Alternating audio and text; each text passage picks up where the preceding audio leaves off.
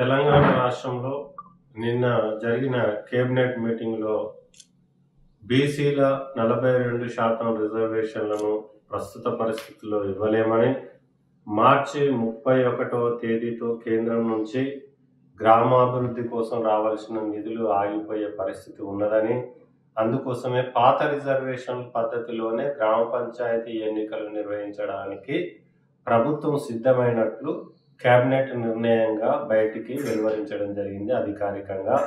దీన్ని blue India party పూర్తిగా ఖండిస్తున్నది. దాదాపుగా రాష్ట్ర ప్రభుత్వం వచ్చి అధికారంలోకి 2 సంవత్సరాలైనది. 2 సంవత్సరాల నుంచి బీసీలకు 42% రిజర్వేషన్లను విద్యా, ఉద్యోగ, స్థానిక సంస్థలలో కల్పించడానికి అవసరమైన కసరత్తును చేసే విషయంలో కాంగ్రెస్ పార్టీ విఫలమైంది, నిర్లక్ష్యాన్ని వహించింది.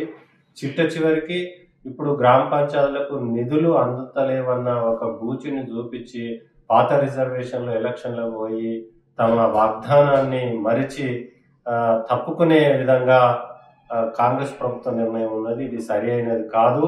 ఈ తెలంగాణ రాష్ట్రంలో 50% మోర్ దాన్ బీసీలు ఉన్నట్లు మీరు చేసిన కులగణన సర్వేలోనే తేలింది. గ్రామాలలో కూడా 50% పైగా ఓటర్లు, 50% పైగా బీసీ జనాభా ఉంటుంది. బీసీలు అందరూ ఎదురు చూస్తున్నారు. ఇది ఈనాటి సమస్య కాదు. స్వాతంత్రం వచ్చినప్పటి నుంచి, రాజ్యాంగం అమలు చేసుకున్న నాటి నుంచి నేటి వరకు 75 సంవత్సరాలుగా బీసీలు రిజర్వేషన్ల కోసం ఎదురు చూస్తున్నటువంటి పరిస్థితి, పోరాటం చేస్తున్నటువంటి పరిస్థితి. అయినా కూడా కేంద్రంలో బీసీ ప్రధానమంత్రి ఉన్న ఈ రాష్ట్రంలో ఫుల్ మెజార్టీ బీసీల ఓట్ల ద్వారా కాంగ్రెస్కు అందినా 75 సంవత్సరాల తర్వాత కూడా ఈ రిజర్వేషన్లు అందించలేని స్థితిలో ఈ పాలకులు ఉన్నారు. ఇప్పుడు కూడా ఏదో ఒక దాటవేసే కారణాన్ని చూపిస్తూ ముందుకెళ్తున్నారు. ఇది బీసీలకు అన్యాయం చేసినట్టు అవుతుంది. కాబట్టి ఇకనైనా రాష్ట్ర ప్రభుత్వం తన నిర్ణయాన్ని వెనక్కి తీసుకోవాలి. తప్పనిసరిగా ఆనాడు కామారెడ్డిలో బీసీ డిక్లరేషన్ నిర్వహించినప్పుడు కర్ణాటక ముఖ్యమంత్రి బీసీ అని సిద్ధరామయ్య తీసుకొచ్చి డిక్లరేషన్ని ప్రకటించడం జరిగింది. ఓట్లు వేయించుకోవడం జరిగింది బీసీలే అసెంబ్లీ ఎన్నికల్లో. అదేవిధంగా రాహుల్ గాంధీ గారి చేత కూడా ఈ విషయాన్ని మీరు చెప్పించి ప్రచారం చేయించడం జరిగింది రాష్ట్ర అసెంబ్లీ ఎన్నికల్లోనూ, పార్లమెంట్ ఎన్నికల్లోనూ.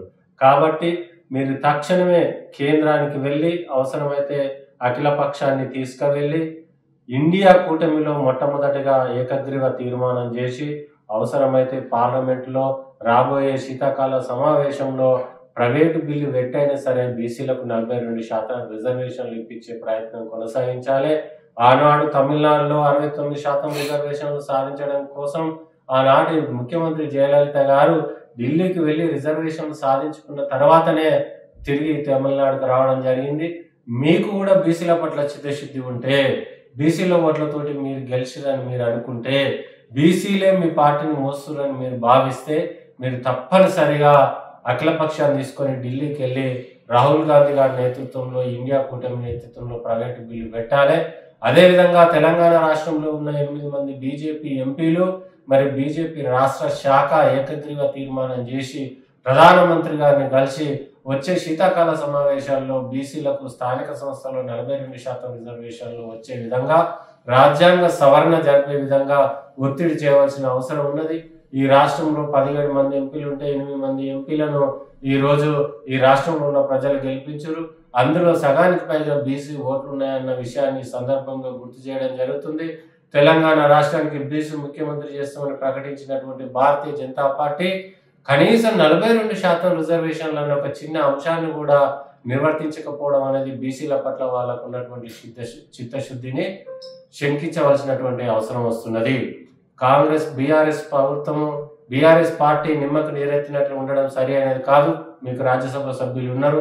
తక్షణమే పార్లమెంటులో బీసీ రిజర్వేషన్ల విషయంలో మీరు కూడా పట్టుబట్టి మీ వైఖరిని దానికి అనుకూలంగా మార్చుకొని ముందుకెళ్లవలసినటువంటి అవసరం ఉందని సందర్భంగా తెలియజేస్తూ, కాంగ్రెస్ పార్టీ మా సూచనను పరిగణలోకి తీసుకోకుండా ఏది ఏమైనా కూడా ఇదే విధంగా పాత రిజర్వేషన్ల ఎన్నికలకు పోతామని మొండి వైఖరిని ప్రదర్శించే విషయానికి వస్తే తప్పనిసరిగా ఇలా బ్లూ ఇండియా పార్టీ నేతృత్వంలో గ్రామాన పెద్ద ఎత్తున ఉద్యమ కార్యాచరణ తీసుకోవడానికి పార్టీ సిద్ధంగా ఉందని తెలియజేస్తూ, అవసరమైతే మీరు కనుక 42% రిజర్వేషన్లతో ఎన్నికలకు రాలేని ఎడల అవసరమైతే మీరు రాజీనామా చేయాల్సినటువంటి నైతిక బాధ్యత ఉంది అని కూడా ఈ రాష్ట్ర ముఖ్యమంత్రికి, కాంగ్రెస్ పార్టీ ప్రజాప్రతినిధులైన ఎమ్మెల్యేలకు, ఎంపీలకు మేము డిమాండ్ చేయడం జరుగుతుంది.